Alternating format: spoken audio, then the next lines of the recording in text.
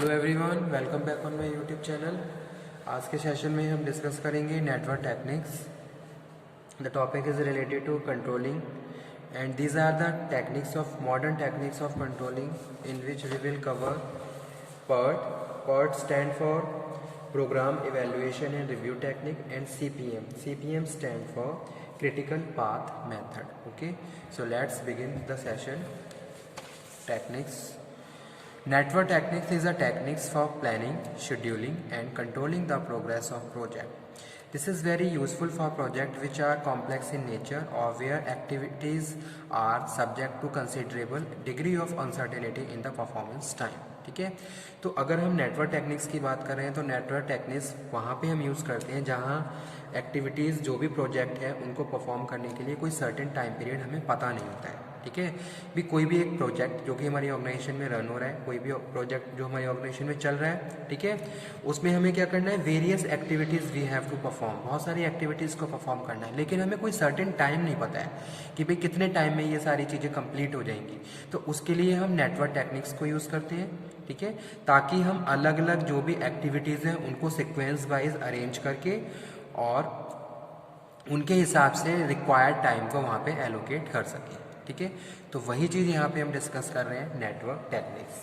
So network technique is technique for planning, ताकि हम उस टास्क की के रिगार्डिंग या फिर जो भी प्रोजेक्ट है उसमें जो भी एसेंशियल एक्टिविटीज़ हैं उनके रिगार्डिंग प्लानिंग, शेड्यूलिंग और कंट्रोलिंग कि जो भी फंक्शंस हैं उनको फॉलो कर सके प्रोसेस जो। तो वही चीज़ यहाँ पे हम डिस्कस कर रहे हैं, प्रोग्रेस ऑफ प्रोजेक्ट।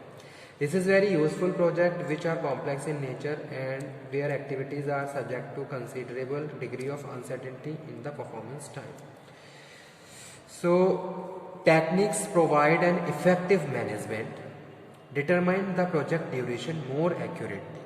तो वही जो ये टेक्निक्स होती हैं इनके थ्रू हम एक टाइम को एस्टिमेट कर लेते हैं, ठीक है, और उसके बाद हम ये डिटरमाइन कर लेते हैं कि भाई इस प्रोजेक्ट पे इतना टाइम लगने वाला है।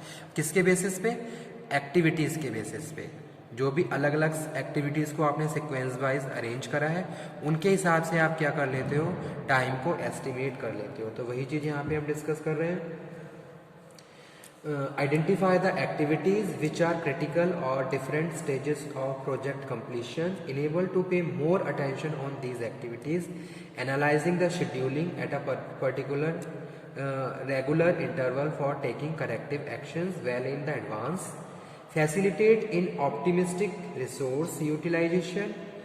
So these all things helps to the management for taking timely and better decision for effective monitoring and controlling duration execution the project. ठीक है, तो ये सारी चीज़ें कहीं ना कहीं मोस्ट इंपॉर्टेंट रोल प्ले करती हैं उन मैनेजर्स के लिए जो किसी एक प्रोजेक्ट पे काम कर रहे होते हैं और जो भी अलग अलग एक्टिविटीज़ हैं उनको परफॉर्म कर रहे होते हैं। ठीक है, तो इसमें ये जो मैनेजर होते हैं वो क्या कर लेते हैं, बेसिकली एक नेटवर्क की तरह काम करते हैं। उन्होंने क्या करा, उन्होंने जो भी एक्टिविटीज़ हैं उनको क्या कर लिया, अलग अलग पार्ट में डिवाइड कर लिया और वहाँ पे वो उनको जो भी रिक्वायर्ड टाइम पीरियड है उनके हिसाब से कंसीडर करते हैं कि भाई ये एक एक्टिविटी है, इस पर इतना टाइम लगेगा, इस पर इतना लगेगा, इससे ओवरऑल टाइम वो एस्टिमेट कर लेते हैं।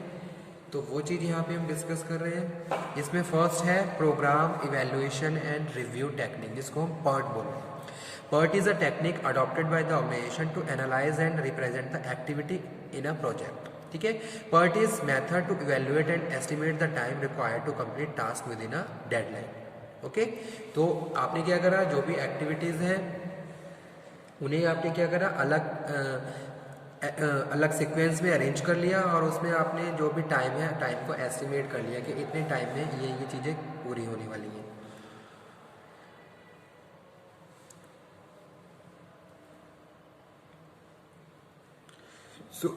So PERT is a technique adopted by organization to analyze and represent the activity in a project. कोई भी एक प्रोजेक्ट जैसे कि रिसर्च एंड डेवलपमेंट है, रिसर्च एंड डेवलपमेंट में हमें नहीं पता कि भी कौन कौन सी एक्टिविटीज़ के लिए कितना कितना टाइम चाहिए, तो उस केस में हम क्या करते हैं, PERT टेक्निक को यूज़ कर लेते हैं वहाँ पे। हैं। PERT टेक्निक में हम जो भी रिक्वायर्ड फंक्शंस हैं उनको अलग अलग तरीके से सीक्वेंस में अरेंज कर लेंगे और उसमें क्या करेंगे, स्पेसिफाइड टाइम के हिसाब से उनको उनका टाइम एस्टिमेट कर लेंगे ताकि वो चीज़ें विद इन डेडलाइन कंप्लीट हो जाए। ठीक है, so PERT is a method to evaluate and estimate the time required to complete a task within deadline. PERT develop हुआ था 1950 में by the US navy during the cold war and intended to large project. जो बड़े बड़े project होते हैं उनमें हम PERT की टेक्निक को यूज़ करते हैं, विच आर कॉम्प्लेक्स, जो नेचर जिनका कॉम्प्लेक्स नेचर होता है, require a series of sequential task, और बहुत सारे टास्क परफॉर्म करने होते हैं जिन प्रोजेक्ट में हमें, और लास्ट है performed in parallel with other project. ठीक है, तो ये सारी चीज़ें किससे रिलेटेड है, PERT से रिलेटेड है। अब नेक्स्ट है PERT planning usually involve the following steps. जब PERT का हम कॉन्सेप्ट फॉलो कर लेते हैं तो ये सारे स्टेप्स हमें फॉलो करने होते हैं। फर्स्ट है आइडेंटिफाइंग टास्क एंड माइलस्टोन्स।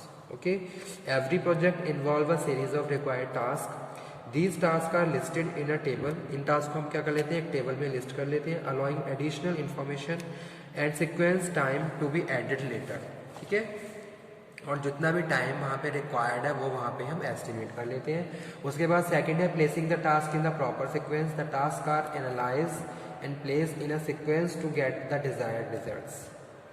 तो सेकंड हम बात कर रहे हैं कि भाई जो भी टास्क है उसको हमने क्या करा, placing the task in a proper sequence में हमने उसको क्या कर लिया, अरेंज कर लिया, जितने भी अलग अलग टास्क हैं जो कि प्रोजेक्ट से रिलेटेड है। ठीक है, the task are analysed and placed in a sequence to get the desired result, ताकि हम जो भी हमारा डिजायर्ड रिजल्ट है उनको अचीव कर लें। उसके बाद है network diagramming. Network diagramming is a drawn using the activity sequence data showing the sequence of serial and parallel activities, ताकि सारी चीज़ें वेल डिफाइंड रहें, वेल क्लियर रहें। उसके बाद जो नेक्स्ट इंपॉर्टेंट स्टेप है वो है टाइम एस्टिमेटिंग। ठीक है, this is the time required to carry the each activity. हर एक्टिविटी के लिए कितना टाइम रिक्वायर्ड है, तो इसमें तीन पार्ट होते हैं, तीन तरीके से हम इसको कंसिडर करते हैं। पहला है ऑप्टिमिस्टिक टाइमिंग, सेकंड है मोस्ट लाइकली टाइमिंग, और थर्ड है पेसिमिस्टिक टाइमिंग। ठीक है, तो ऑप्टिमिस्टिक टाइमिंग में हम बात कर रहे हैं short time to complete activity under favourable condition.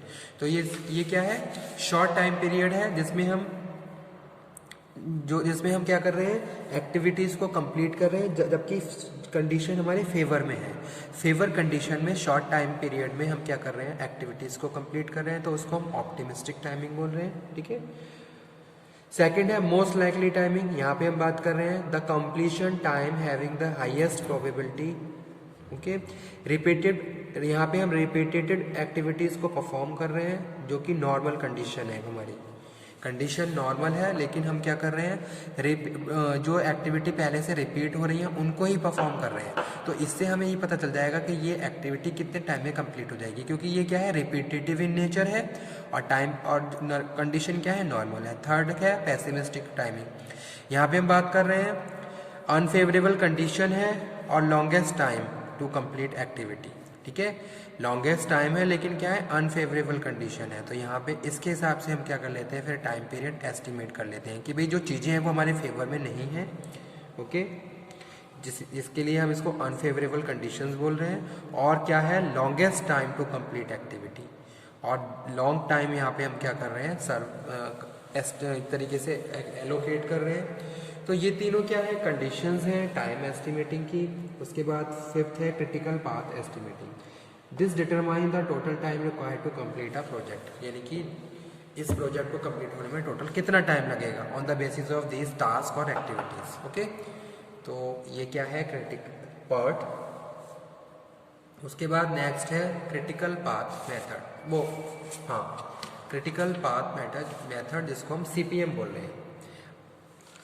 The critical path method is step-by-step methodology, technique or algorithm for planning project with a numerous activity that involve complex interdependent interactions. Simply मैं कहूँ तो CPM क्या है, CPM develop हुआ था 1957 में। CPM भी क्या है, एक कंट्रोलिंग, एक तरीके से नेटवर्क टेक्निक है जिसमें हम क्या करते हैं, जो भी प्रोजेक्ट है उसको अलग अलग टास्क और अलग अलग एक्टिविटीज़ में डिवाइड करके टाइम को एस्टिमेट कर लेते हैं, और इससे हम क्या करते हैं, सारी चीज़ों को प्रॉपरली कंट्रोल कर सकते हैं और फाइनली अपने जो भी डिजायर्ड आउटकम है उसको अचीव कर सकते हैं। तो CPM का कॉन्सेप्ट 1957 में आया था, just 7 year after the PERT। ठीक है। पर्ट का 1950 में कॉन्सेप्ट आया था, इसका सीपीएम का जो कॉन्सेप्ट डेवलप हुआ था वो 1957 में हुआ था बाय डीयू पॉन्ट, जो कि एक कंपनी थी। CPM is use for repetitive nature, जो प्रोजेक्ट रिपीटेटिव इन नेचर होते हैं उन पे सीपीएम को हम यूज करते हैं, सीपीएम टेक्निक वहाँ पे यूज की जाती है। Which are have experienced earlier, जो प्रोजेक्ट हम पहले से एक्सपीरियंस कर चुके हैं, ठीक है। तो उसके लिए हम क्या करते हैं, सीपीएम टेक्निक को यूज करते हैं सेम प्रोजेक्ट। और सीपीएम मेनली क्या है, जैसे प्लांट मेंटेनेंस है, कंस्ट्रक्शन का काम है, तो वहां पे हम यूज करते हैं। Okay, plant maintenance and construction certain time we know to complete activity, क्योंकि यहाँ पे हमें ये पता है कि भाई ये काम कितने कितने ये जो मेंटेनेंस, जैसे मेंटेनेंस का वर्क है, कंस्ट्रक्शन का वर्क है, तो ये इसका हमें टाइम पीरियड एक एस्टिमेट हम कर लेते हैं कि भाई इतने टाइम में ये कंप्लीट हो जाएगा, तो वो हमारा एस्टिमेशन वहाँ पे सही बैठता है, ठीक है। तो इसके लिए हम क्रिटिकल पाथ मेथड को यूज करते हैं। तो वही चीज़ यहाँ पे लिखी हुई है, it is the network diagramming the technique use to predict total project duration, ठीक है। टोटल प्रोजेक्ट की ड्यूरेशन को हम एस्टिमेट कर लेते हैं with the help of this technique, जो कि है क्रिटिकल पाथ मेथड, ओके।